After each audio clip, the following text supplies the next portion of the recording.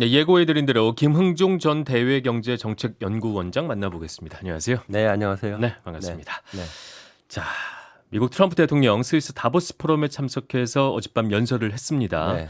그린란드를 지키려면 소유해야 한다 이렇게 강조를 했는데 미국이 아마 소유를 해야 된다 이런 얘기일 것 네, 같습니다. 네. 이 발언을 일단 어떻게 들으셨습니까? 희망사항이죠. 그러니까 네. 본인이 원하는 것이고 그것은 이제 끝까지 그렇게 가려고 노력은 할 거예요. 계속. 네. 근데 이제 다만 잠정적인 합의를 뭔가 좀 내부적으로 본 것 같고요. 네. 유럽 측하고 특히 이제 나토 사무총장하고 만나고 나서 그거는 아마도 이제 형식은 아마 이제 주권을 그대로 이제 덴마크가 유지를 하되 네. 실질적으로 미국한테 모든 것을 다 내주는 그러니까 미국의 마음대로 거기서 뭐 디펜스 무슨 시설을 짓는다라든가 네. 뭐 거기서 뭐 히토류를 캔다라든가 뭐 이런 모든 것을 다 내주는 그런 방식이 되지 않을까. 예, 저는 이제 그렇게 보고 있습니다. 네. 그럼 유럽과 어느 정도의 합의점을 찾았다고 지금 보고 계시는 완전히 거군요. 합의한 것 같지는 않고요. 네. 완전히 합의하지는 않았고 잠정적으로 큰 틀은 좀 대충 서로 얘기가 된 것이 아닌가 그런 생각은 듭니다. 네. 예. 아마도 초반 협상을 위해서 무력 사용의 가능성까지 언급한 게 아닌가 싶은데 지금 이런 흐름이라면 저희가 염려하는 어떤 무력 사용 같은 극단적인 방법까지 동원될 가능성은 그렇게 높지 않다고 볼 수도 있겠군요. 그거를 이제 어제 그 연설을 보면요. 네. 나는 그 무력 사용을 하지 않겠다. I won't, will not 그랬거든요. 네. 근데 그게 그다음에 무슨 말이 나오냐면은 왜냐하면 그게 필요가 없으니까. 음. 필요가 없다. 그러니까 무력 사용을 굳이 하지 않더라도 문제가 다 해결할 거다. 네. 해결될 거다라고 하는 자신감을 보인 거거든요. 자신감과 낙관이군요. 낙관이죠. 근데 만약에 그게 다 막혀버리면 네. 그 무력 사용할 수 있죠.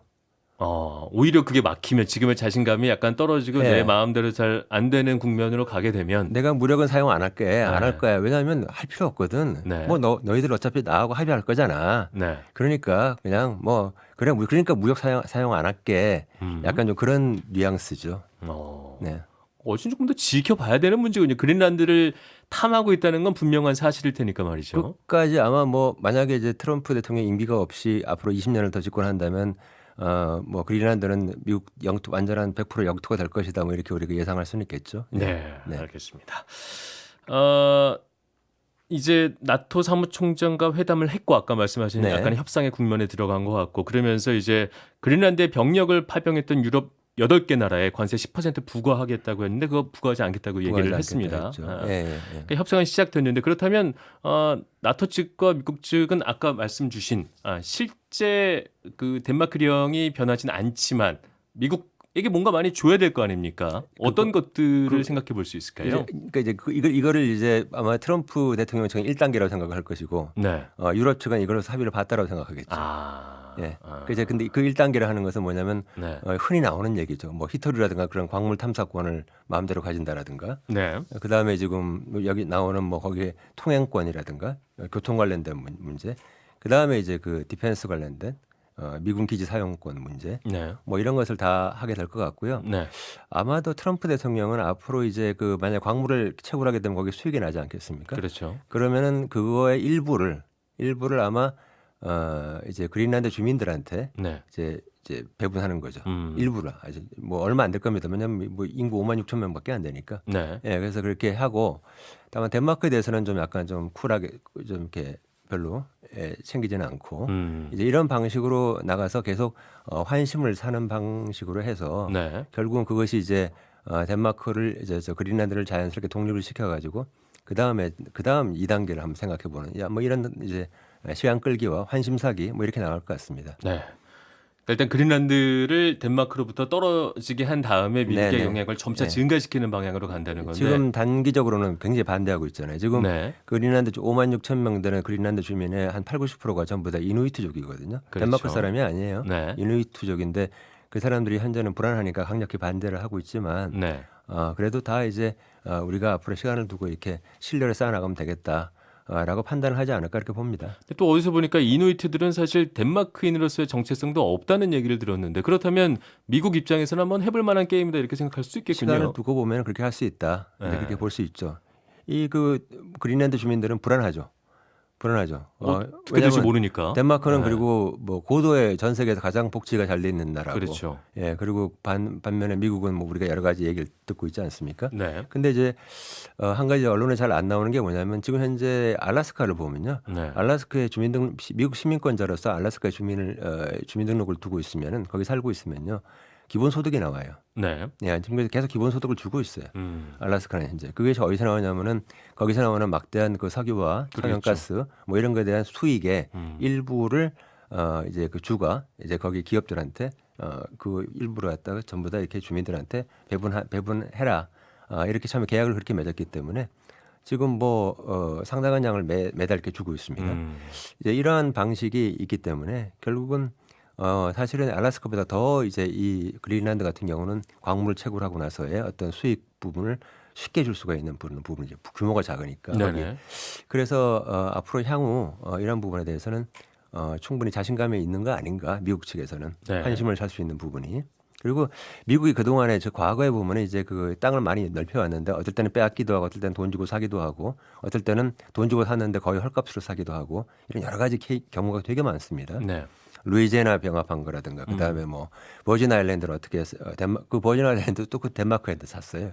한 200년 전에. 네. 이제 뭐 이런 방식으로 해서 산 여러 가지 역사가 있기 때문에 현재 미국 내에서 워싱턴 그 트럼프 쪽 사람들은 사실 이거 우리나라가 이게 새로운 거 아니다. 처음 하는 거 아니다. 예. 과거 19세기에 했던 거 지금 다시 하는 거다 이렇게 생각하고 있는 것 같아요. 네.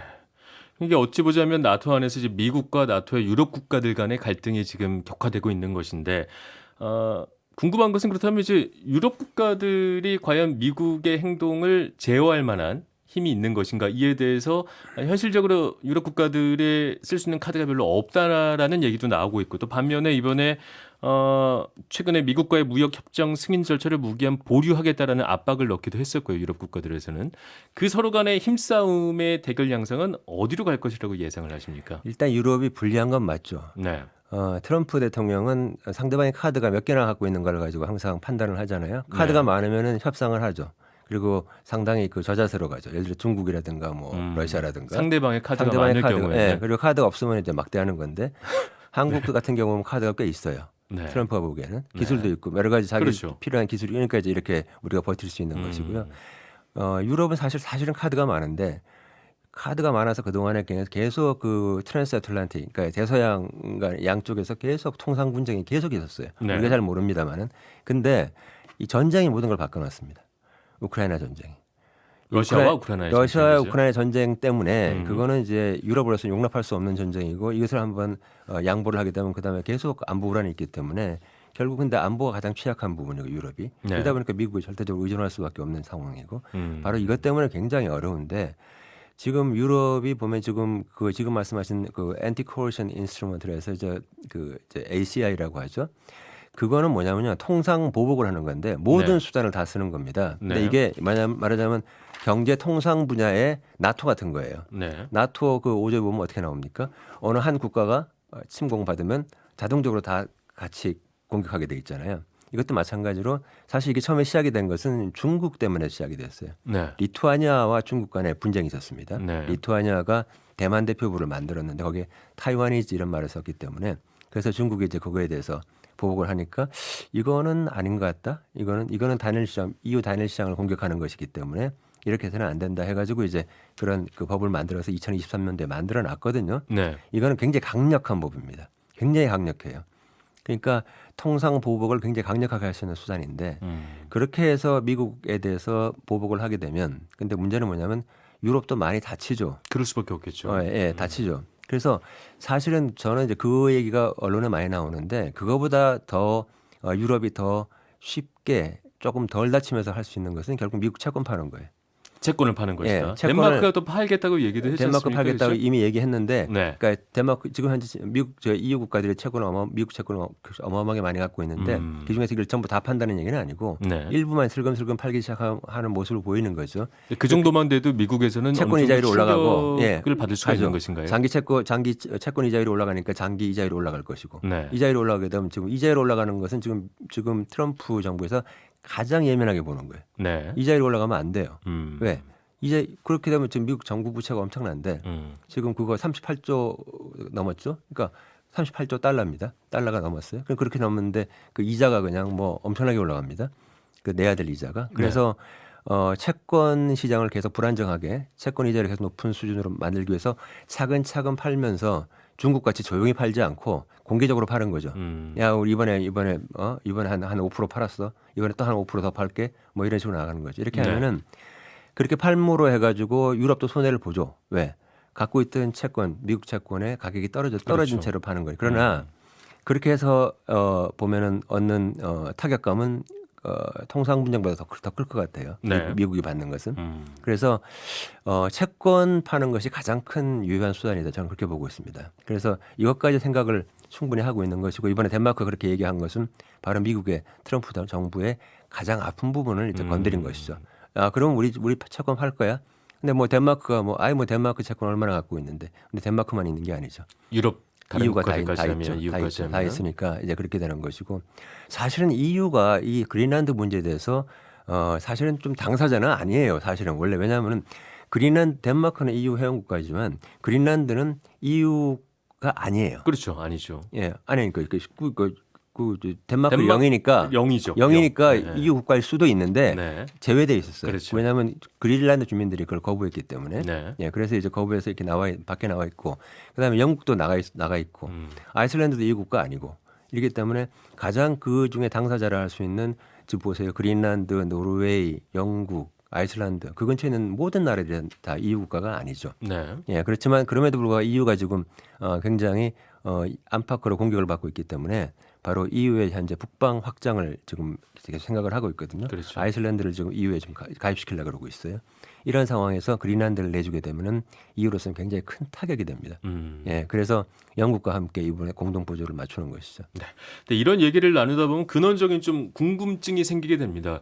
트럼프가 그린란드를 이렇게 원했다는 거는 예전부터 있었던 일이지만 왜 그렇게까지 그린란드를 원하는 것인지 그다음에 쭉 원해왔었는데 왜 이런 도발을 지금 이 시점에 하는 건지 크게 두 가지가 제일 궁금하거든요. 일단 트럼프는 2019년도에 덴마크에다가 그린란드 팔라고 처음 얘기했지만 네. 사실 그린란드 매입 의사는 트럼프가 처음은 아니었죠. 과거 지난 100년 동안에 계속 미국 대통령들이 계속 그린란드에 대해서는 얘기를 해왔습니다. 네. 모든 대통령이 얘기한 건 아닙니다만. 그리고 그래서 그것이 그럼 왜 하려고 하느냐? 이건 뭐 광물이 있다 뭐 어쩌고 뭐 얘기를 하는데 항로 광물 뭐 이런 얘기를 하죠. 하는데 네. 제가 보기에는 이유가 없어요.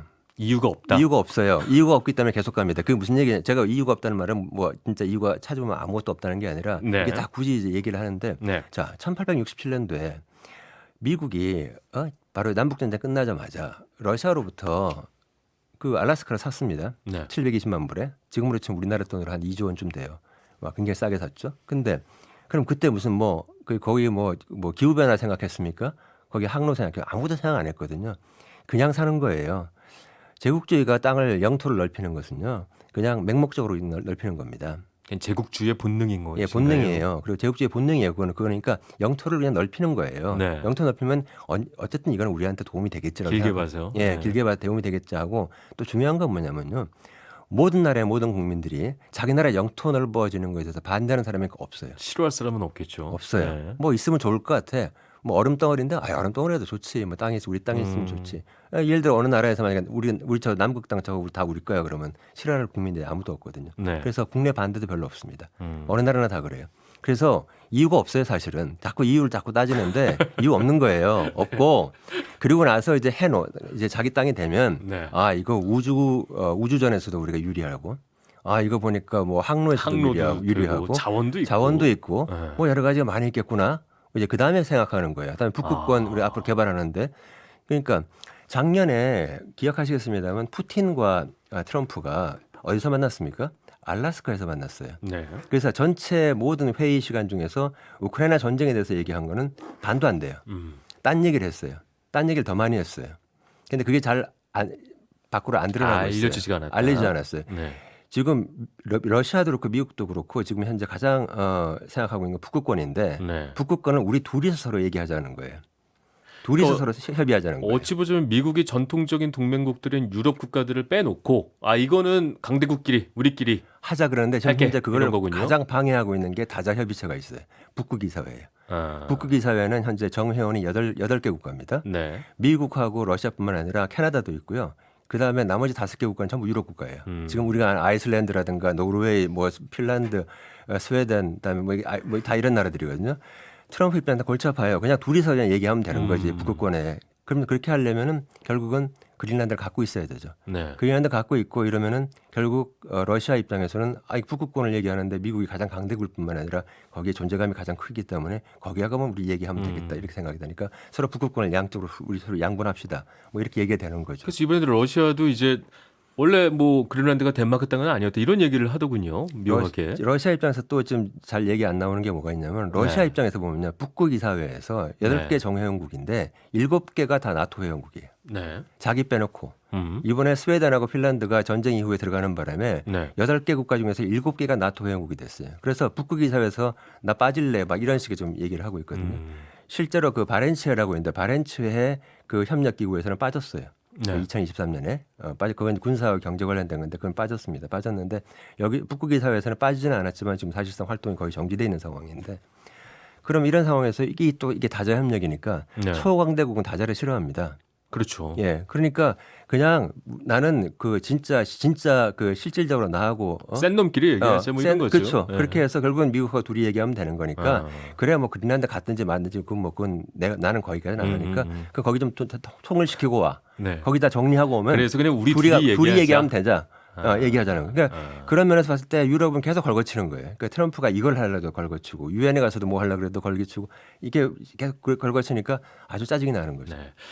그럼 말씀을 들어보면 결국 지금 이제 그린란드를 이렇게 가지려고 하는 것은 트럼프식 제국주의의 본능이고 그렇다면 이번 트럼프 임기 내에 이런 본능은 계속해서 작동을 할 가능성이 높겠군요. 과거부터 그러한 본능은 모든 나라한테 모든 강대국한테 다 있었어요. 네. 다 내재되어 있었는데 트럼프 대통령은 이제 이걸 갖다 이제 겉으로 솔직하게 다 드러내서 그렇죠. 솔직하게 드러내서 다 현재 나오니까. 하고 있는 것이고 이렇게 하는 것이 이제 결국은 뭐 선거에도 유리하고 여러 가지 또 이제 그리고 이 트럼프 대통령의 이 시각 네. 이걸 알아야 되는데요.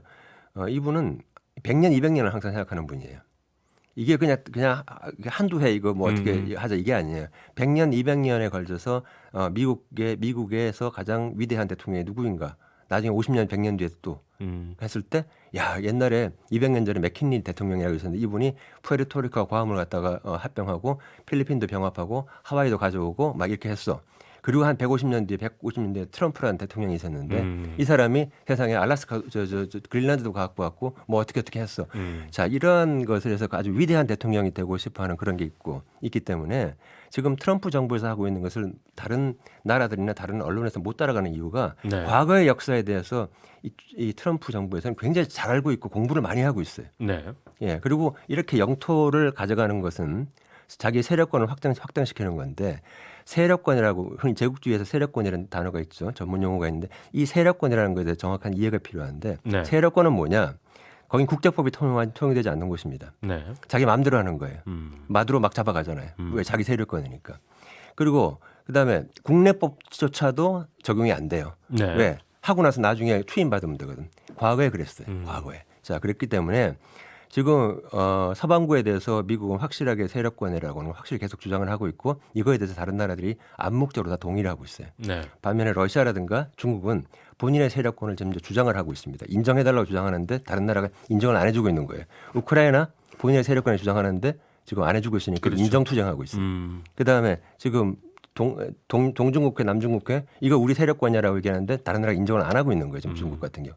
그래서 현재 이런 상황에서 유일하게 세력권을 현재 인정받고 있는 나라는 미국밖에 없어요. 네. 예, 이런 면에서 미국은 가장 세계 초강대국이다. 여전히 이렇게 볼 수가 있죠. 알겠습니다. 그린란드 대체 무슨 일인가 궁금했었는데 조금 더 이해되는 시간이었습니다. 김응종 전 대외경제정책연구원장이었습니다. 말씀 잘 들었습니다. 고맙습니다. 감사합니다. 네.